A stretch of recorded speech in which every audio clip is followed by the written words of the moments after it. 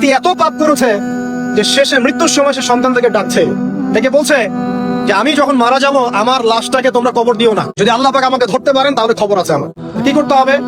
সে বলছে যে আমার দেহটাকে তোমরা পুড়িয়ে ফেল, পরে ছাইগুলোকে একত্রিত করবা, করে অর্ধেক ছাই সমুদ্রে ভাসিয়ে দিবা, অর্ধেক ছাই বাতাসে উড়িয়ে। তাই করলো মৃত্যুর পর। আল্লাহ পাক এই সমুদ্র এবং জমিনকে বাতাসকে আদেশ করলেন যে তোমরা ছাই জড়ো করে দাও। আর মানুষ আর জিন আল্লাহর কথা না শুনলেও এই প্রকৃতি আল্লাহ পাকের কথা শোনে। বিজ্ঞান বলে প্রকৃতি থেকে সব হচ্ছে। কি প্রকৃতি? প্রকৃতি কি, কাকে বলে? মানুষকে আল্লাহর ইবাদতকে বাদ দিয়ে প্রকৃতি পূজায় নিয়ে গেছে। এই পুরো প্রকৃতি আর মহাবিশ্বে এক আল্লাহর ইবাদত করে। কে সৃষ্টি করলো প্রকৃতি? প্রকৃতিকে আল্লাহ পাক আদেশ করলেন এই সমুদ্র ছাই জড়ো করো, এই বাতাস ছাই জড়ো করো। তারা ছাই জড়ো করে দিল।